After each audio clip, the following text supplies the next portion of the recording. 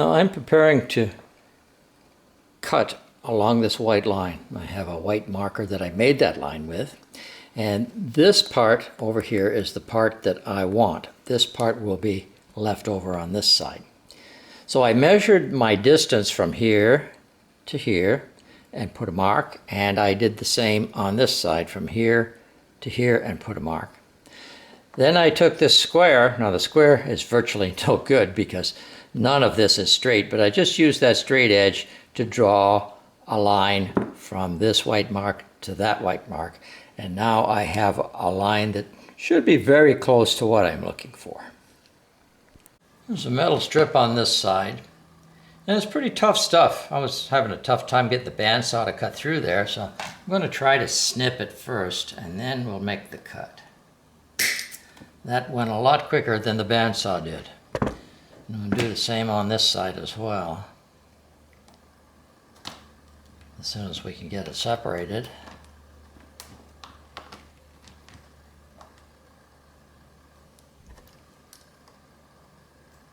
I think we're going to have to get a tool and pry that away a little bit. All I did was put the screwdriver in, open this a little bit so I can get the cutters in and snip it. And that's pretty close to where we want to be. I'm going to try cutting this on the bandsaw, and I've actually taken that cut and opened it up so it doesn't catch on the blade on the bandsaw, if you can see that right here. And we'll see what happens here. Get my line on the right side up here. Wow, it's not looking too good. I think we need another method. I found the problem. I forgot that there's a support bar behind here as well as in front, and we needed to cut through both of those pieces on both ends, and now maybe the saw will cut it.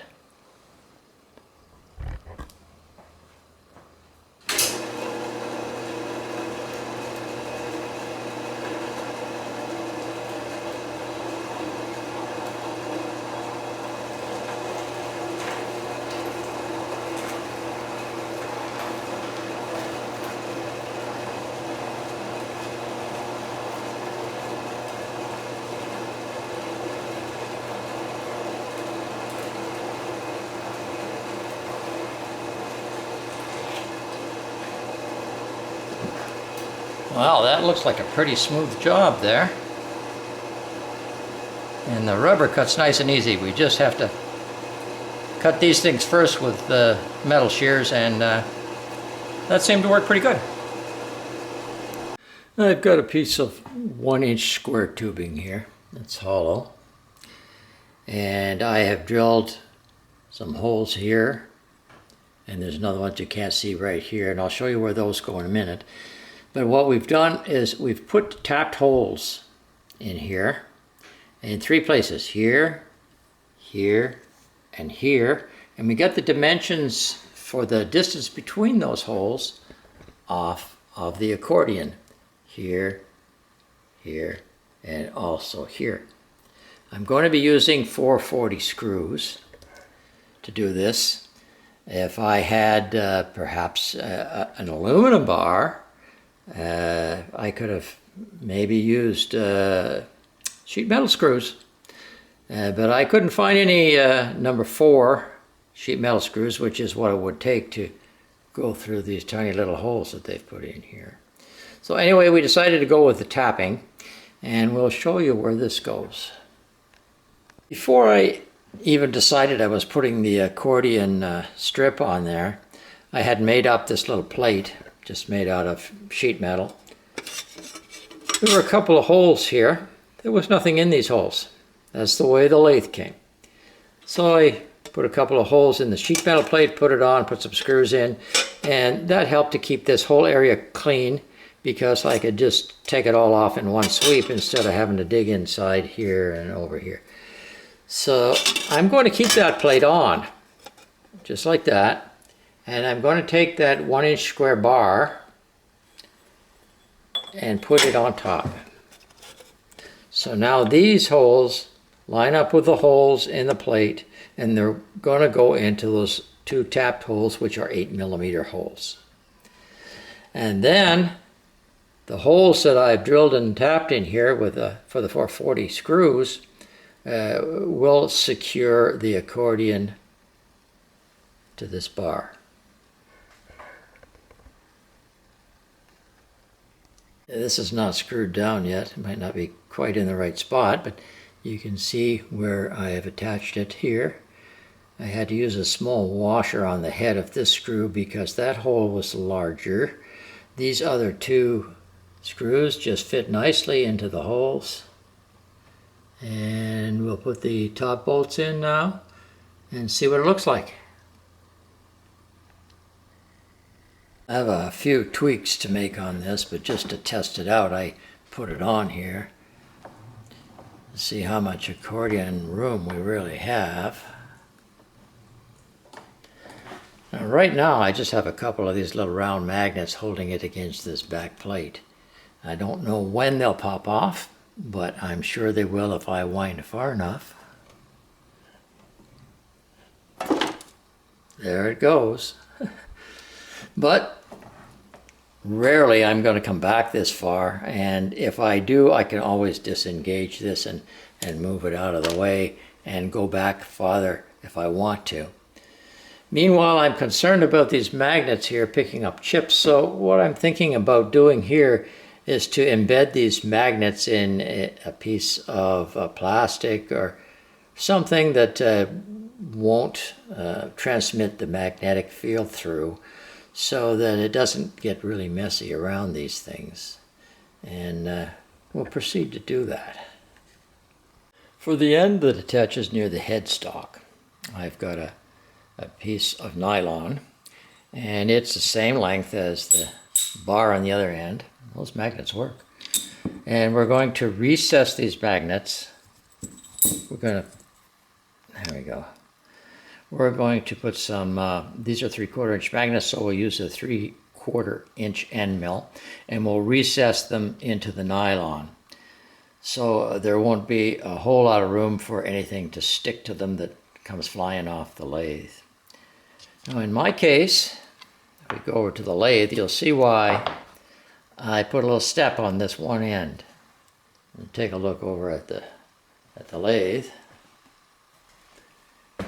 And you can see this piece right in here, right there, where they just haven't got it even with this surface. So just enough off of the end of here so we get some clearance here, so I can slide it in there and it will sit flat against that back face right here.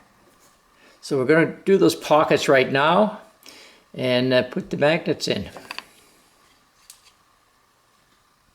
I mark the positions where the magnets are going to go, and we're going to have to drill first because these end mills aren't designed for plunge operation. So we're going to go in 104 thousandths. That's the width of the magnets. So we're going to drill that right now.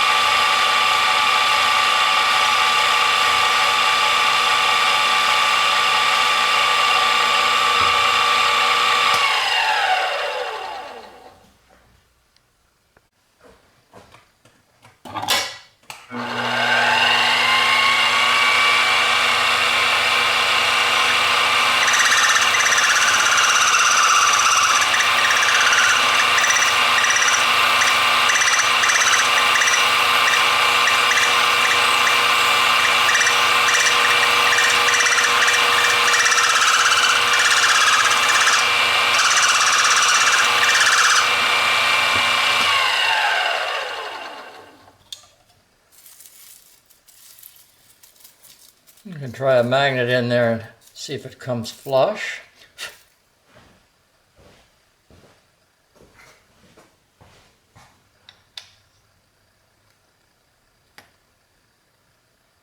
I think we're going to have to press those magnets in. That wants to stick to the vise. I think I will have to press that magnet in. It's a really tight fit. So we'll put a little glue on the bottom of it first to make sure it doesn't come out, and that's what I'll do. So this one pressed in. It's not quite flush, but better have it sticking out a little bit. If it's in a little bit, I'm going to lose the magnetic power somewhat. So before I put that in there, before I press that in, I drilled a 1/8 hole all the way through, just in case I need to punch it out. So the other one I'm going to press in right now. And I'm doing this on a vise with some leather jaws in it because I don't want to damage the magnet. These are kind of brittle and will crack if you put too much pressure on one spot. And I don't think I'm going to need any glue. I think that's going to stay put. Doesn't seem to want to come out. So we should be good with these two. We'll proceed from here. I've reconnected the accordion to the black top piece. Now this is the bottom of that piece. We'll just flip it over. I've put the screws down at the bottom here. So when it sits like this, I've marked the top so I can tell the difference. I won't be able to see the screws when I look in here. There won't be any screws to get in the way of cleaning chips out of there. All right, the assembly is ready to check out. Everything's put together. As you can see, the tool post comes up plenty far enough to the chuck. We're not going to have a problem there. We might have a problem when the faceplate goes on here. We might not be able to get any closer because the accordion is fully compressed right now. So now when I wind this back, I didn't expect to be able to go all the way back to where the drill chuck is mounted. It goes a ways back before those magnets let go. We'll just see how far.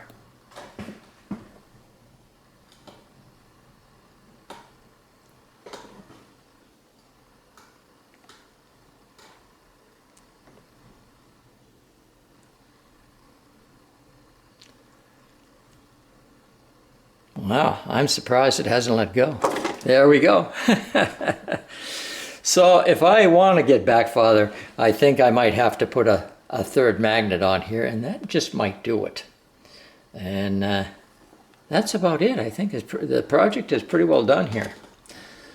So it's always better to learn from someone else's mistakes than yours. So I've tried to point out a few things that I've done wrong, and one of them was, it's a really good idea to put these magnets where you won't be drilling a hole through and tapping it, because although it still works, you're not going to have as much thread in here, and it would be stronger if you could use a little bit more length of thread in there. So that would be one thing to watch out for.